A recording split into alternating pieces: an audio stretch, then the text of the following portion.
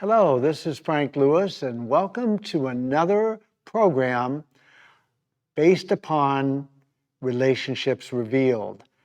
I have been doing a whole series on marriage, and as you know, we've had a lot of things come to the light, a lot of things that I've shared with you may never have even heard before. But first, before we get started, I want to remind you and tell you about this book. This book is a book that I wrote. It's The Key. It is full of revelation knowledge that God gave me directly from my own life and my own marriage. And then as I was a pastor at a church for 12 years, we learned specifically what the key was and how to perfect it to help people get emotionally healed. You can get that on Amazon. It is the basis of what we're talking about. And the second thing you can do is, if you want, you can go to relationshipsrevealed.org, and that's my website. It's a one-page website, maybe a little bit more, and it will help you. You can get the book at the bottom, and it'll help you to know what it is that Relationships Revealed is about, and about the 7 books that I'm writing on different relationships. So that will help you, and I'm excited to be with you today and talk about a new application. We're not talking about the problems anymore, we're talking about the root of the problems. But before we do that, let me just review quickly what we did last week, and that was we talked about lack of attachment. Remember that bonding comes from meeting baby's needs as quickly as possible. If that's done, then there's trust built.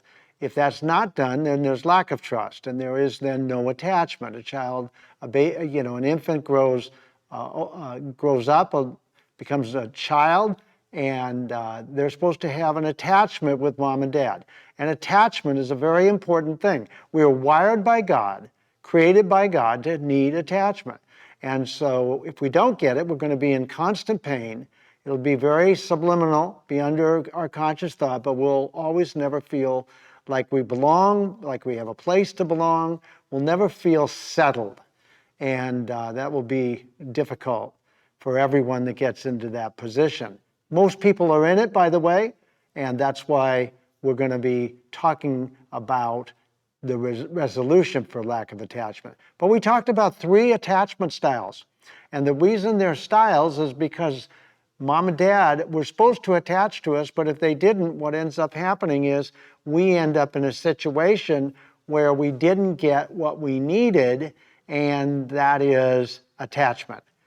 Now, if we didn't get what we needed, we had 3 styles. We had the dismissive, that's basically the shut down person, the distracted, that's the amped up person, and the disorganized, and that is the one that is afraid of attaching at all. I told you last time that I was disorganized, and it would cause me lots of problems. According to attachment styles, we will actually do work. Choose work according to attachment styles. We'll also marry according to attachment styles, among other reasons. But attachment styles are very, very important to understand. Opposites do attract, but it's not because of health. It's because they are not healthy. One half, half a person and a half a person doesn't complete. It makes a quarter. So it's not out of health that opposites attract. It's actually out of woundedness and out of dysfunction. Now today we're going to talk about how Satan uses pain, because Satan uses pain very skillfully. It is the root cause of all the problems we have in marriage and all relationships, because Satan uses pain very skillfully to put us in a position where we are afraid of more pain, just like Adam and Eve, and I'm going to talk about that in a minute, because we really need to go back to the garden and really look at what happened. And so I'm going to read here out of King James, New King James. Now the serpent was more cunning than any beast of the field whom the Lord God had made. And he said to the woman, let me get this a better light here. Has God said, you cannot eat of every tree. Has God not said, you shall eat of every tree of the garden? And the woman said to the serpent, we may eat of the fruit of the trees of the garden, but not the one in the middle. That's just a paraphrase. So Satan then said that you're not going to surely die, because she said she was going to, that they would die if they touched the tree. And God knows in that day that you eat of it, your eyes will be opened and you will be like God, knowing good and evil. Now, it's a very, very important part, because what happened is that you will be like God. Now, see, the whole plan of Satan is to get people, God's creation. We were created in the image of God. Satan hates us, and he wants to kill, steal, and destroy. And so that's what the word says. So what he's after causing us amazing amounts of problems because of pain. See, he wants us to be not the people that God created us to be. And if we're not the people God created us to be, we can't do what God created us to do. And that's what he's after. See, Eve, he told Eve, you can be like God. You can be more than who God made you. And that's a problem, because she didn't become more like God, neither did Adam. They became less than who God created them to be. And that's always what happens when Satan uses pain. People become less than who they were created to be. And that is very, very important for you to understand, because in this whole plan of Satan, he uses pain to cause babies, infants, and toddlers and small children to be less than who they were created to be, because he can control them then. And you're going to find that out as we go along. Now, why does he attack? Even in utero, while the baby's in the womb, it can happen. So what happens is he attacks babies, infants, and small children, because he knows that they're dependent upon mom and dad. So if mom and dad bring pain to them, then what's going to happen? They're not going to be able to trust him. He also knows that they're not only dependent, but they are in a position where they can't reason. They can't reason until they get older. And so he's got them in a place where they're very, very vulnerable, and he takes advantage of that. And he takes advantage of that quite effectively as the problem. And it's really too bad, because he gets so much done, and he's so good at what he does that he causes us problems for the rest of our lives. Now, what we're going to really look at today is to look at different things that happen to us because of pain. See, Satan uses pain administered by mom and dad, and if he can get the father to do it to the children, then he's accomplished a big thing, which is that they will not be able to trust their father or authority. That was the situation in my case. They were not able to trust. I was not able to trust my father because of how he treated me, and so I couldn't trust any authority, and I certainly couldn't trust God. That's probably your situation, if I would make a educated guess, because that's what Satan does. He does it to all human beings, not just Christians. He doesn't know who's going to become a Christian, so he does it to all human beings. And what he's trying to do is to get us to be something we're not, get us to be a person that we're not. And he's very, very good at it. Well, first of all, we're going to look at how pain affects our bodies. Pain is very, very dangerous to our bodies, because what pain does is it puts us in a place of heightened awareness or hypersensitivity to having more pain. Nobody likes pain. You don't like pain. I don't like pain. We're all pain avoiders because we weren't created by God for pain. So what happens is we don't handle it well. And Satan knows that. So what he does is he brings the pain through mom and dad, or through other caregivers or through other situations. And what happens is we are then hypersensitive to more pain. If we're hypersensitive to more pain, then what's going to happen is we are going to actually be in a heightened state of alert, and we're going to have chemicals that were designed to keep us from being hurt, that are going to be like adrenaline and cortisol, that are going to be in our bodies. And what's going to happen is it's going to create undue amounts of stress. Now, research has shown, medical research has shown that if we have too much stress, we're going to have all kinds of physical problems. We're going to have heart problems. We're going to have high blood pressure problems. We're going to have cancer problems. We're going to have all kinds of sickness and disease. And the reason it happens is because the actual pain, the emotions that come from pain, are trapped in our physical body. And unless we resolve those emotions, unless we heal those emotions, which I'm going to talk about in the weeks to come, we're going to have pain causing physical problems in our bodies for the rest of our lives. And eventually the body's just going to give out. That's what happened to my wife. She couldn't trust God, she couldn't trust me, and she couldn't trust any men. And so she ended up with clogged arteries because of high blood pressure. And what happened is she ended up having a heart attack and went home to be with the Lord. So that's not what I want for you, and that's not what you want. And so we've got to have a way to resolve these pain.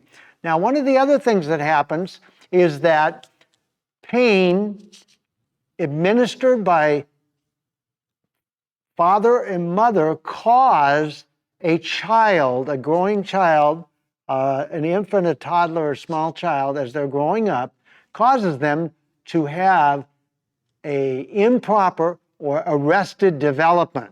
They won't develop properly.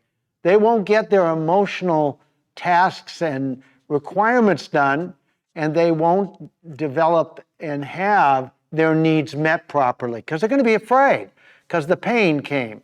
And so what ends up happening is that a child will not develop properly. Think of the people you know in your life that are actually people that if something goes wrong, they throw an emotional fit. They're infants. They're stuck at the infant level of emotional maturity. I remember I talked about that a couple of weeks ago. And that's what happens. Pain is keeping that person stuck, or they're hindering their development, or they're stopping it altogether. And that keeps them stuck at the emotional level of an infant. Think about a person like my wife and other people that I come in contact with all the time that are givers. They just love to give. They love to give, but they're stuck at the child level. What's the child level? Remember back 2 weeks ago? What's the child level? Supposed to be able to take care of themselves. Well, they can't take care of themselves if they never learned how to do that. And their parents couldn't be trusted, so they never got to do that. Well, that's a big problem in our world. And it causes the people that get stuck in it, they get stuck in a bad way. So that's one of the things that we don't want to have is arrested development, because we're going to have to go back to the infant level, get those infant needs met. We're going to have to go back to the child level, get those child level needs met before we can go on and be more the people that God created us to be. Remember, that's what Satan's whole goal is to keep us from being the people that God created us to be. The next thing I want to talk about is if father or mother causes a child pain, that child cannot trust their father or their mother, okay? That's not the way God set it up. Fathers and mothers are supposed to be representatives of God. They're supposed to help their children to learn how to trust. Well, if they can't trust father or mother because they bring them pain, what ends up happening is they can't trust God. And that's what the devil wants. He wants people, children, to grow up to be adults that can't trust God. But the other problem is, who do they trust? If they can't trust father or mother, they can't trust authority, who do they trust? They trust themselves. And if you trust yourself, that's going to put you in fear of not being able to do all the things, because life throws you too many curves, too many problems. But also, what it does is we don't want more pain. You don't want more pain. I don't want more pain. Nobody wants more pain. So what do? We need to be in control. I need to protect myself. My parents didn't protect me. Other people didn't protect me. So I got to protect myself. I've talked to so many people that said, nobody protected me, so I protected myself. Now, if you protect yourself, what happens is you're in control of your life. At least you think you are. It's an illusion, by the way. But God's not in control. And Jesus said, I'm the vine and you're the branches. If you are not attached to me, if I'm not in control of your life, then you're not going to bear any good fruit. Well, not only that, you're going to live in fear. Fear attracts Satan like faith attracts God. So what's going to happen is that fear of loss of control is going to give the devil a legal right to cause your life to be miserable, a legal right to attack you, a legal right to cause more pain. See, when you fear loss of control, it just puts Satan in a position where he can bring more and more pain. And eventually, you go to sex, drugs, alcohol, and working too hard, and all the stuff that wreck your body, wreck your relationships. That's what Satan's after. And so, have to get to a point where we can learn to trust God, because we've gotten things resolved. We've gotten that pain resolved. It's so vitally important to get the pain resolved. And the other thing that happens is pain causes us to believe things about ourselves that aren't true. To believe things about ourselves that aren't true. What do I mean by that? Well, father and mother cause us pain, or a caregiver causes pain. By the way, Satan takes painful situations that come at a very young age. In my case, it was 2 years of age, and then he reinforces it over and over and over again, until in my situation, at 12 years of age, I was not only afraid to lose control, I had no value, no worth, no importance. I mean, I felt I was defective and I hated myself. Well, that's not who God created me to be. So the problem is that Satan has a plan to make me less than who God made me. Now see, is it true? Is it true that I'm not valuable, not important, and unworthy? Well, the Bible says, no, that I was fearfully and wonderfully made. But if I don't believe that, and I don't until I get the emotional healing that I need, if I believe that I'm not valuable, important, and worthless, defective, then what's going to happen is that belief will always override my experience, what's coming through my 5 physical senses. In other words, my experiences. And the explanation of those experiences, which I talked about weeks ago, will cause me to believe that what I believe is true will cause me to have a belief that when I believe is true, it will override everything that comes in through my 5 physical senses. Well, the Bible comes in when I'm reading it. It comes in through my 5 physical senses. It will be overridden by my false beliefs. Remember, the left side of the brain always comes up with explanations and judgments and interpretations. Well, those judgments and interpretations are always, first of all, they're below conscious thought. Second of all, they're more powerful than what I get through my 5 physical senses. So I tried to believe God. I wanted to believe God, that I could trust him, but I couldn't willpower it because it's below conscious thought. See, what I believe is below conscious thought. So my truth was actually that I was not fearfully and wonderfully made. My truth, because of my experience, was that I was not valuable, not important, and not worthy. That's probably your truth. You probably believe those same things or something like that. And so you're wondering, why? Why can't I trust God? Why can't I live this Christian life? Why is life so hard? It's because of what we believe. See, what we believe dictates everything that we do. And so that's why Satan wants to mess up what we believe. So what happens then is I have to have, according to brain science, I have to have, and I've studied brain science now for 20 years, so I have a pretty good understanding of what needs to happen and what needs to be done. We're going to talk about that in the weeks ahead. But according to brain science, I must have new, truthful experiences to override and to blot out the false experiences that I had before. And so that's vitally important. What continues to happen is that I'm going to be in pain if I didn't attach properly. Remember I talked about attachment last week, last week I talked about attachment, and I said we were designed by God to need attachment. Attachment is where we make an emotional connection.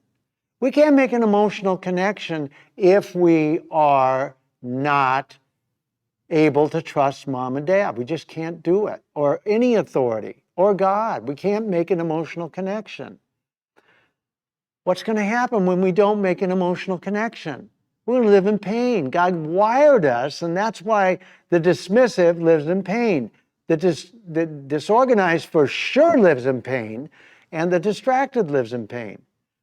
All those attachment styles they live in pain because they were not attached properly. If you're not attached properly, then you're going to have pain.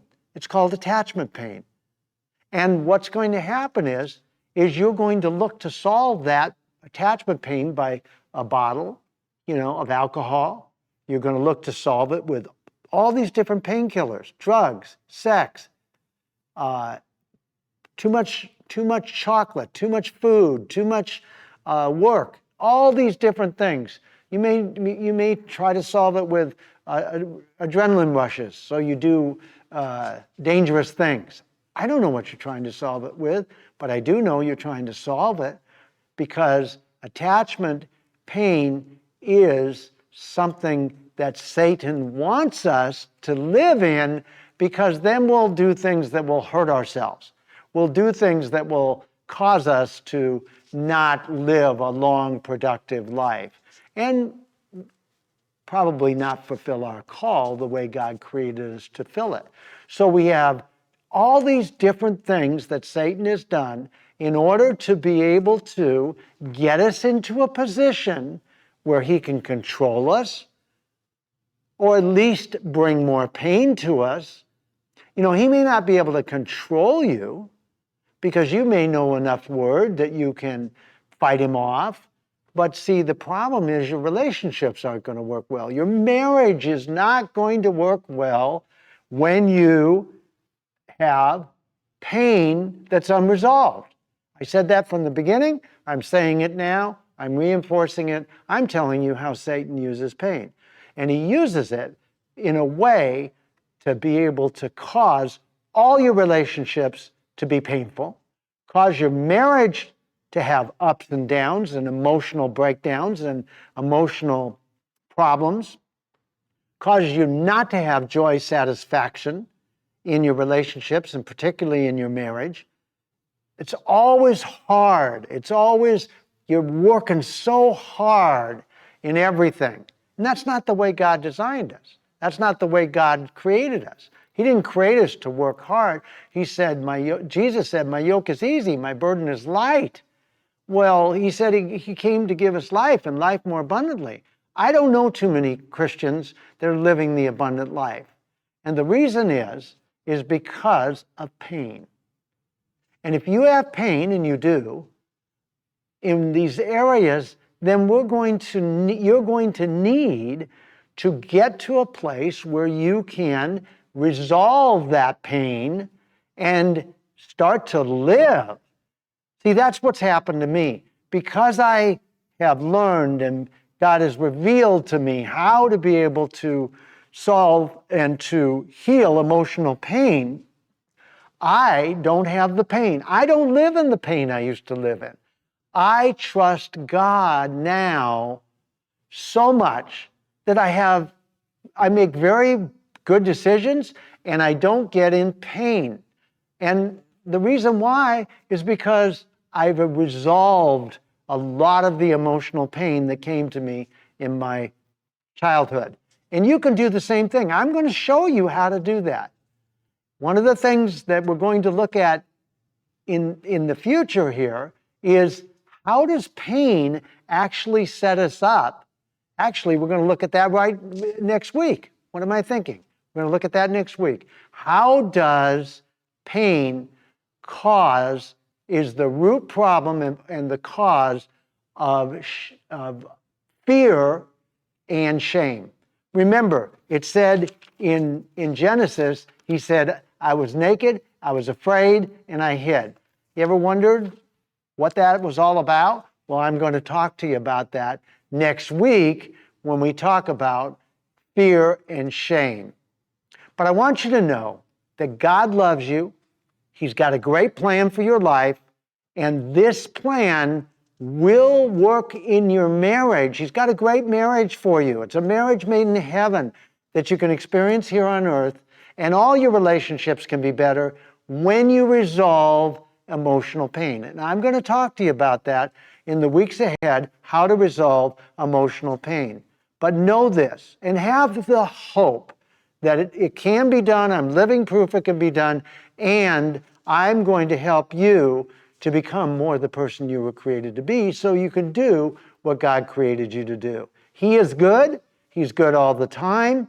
You're going to be able to find that out. You're going to be able to trust Him. You're going to have a better life. You're going to have a great marriage, and you are going to live the abundant life that Jesus promised, spirit, soul, body, relationally, and financially.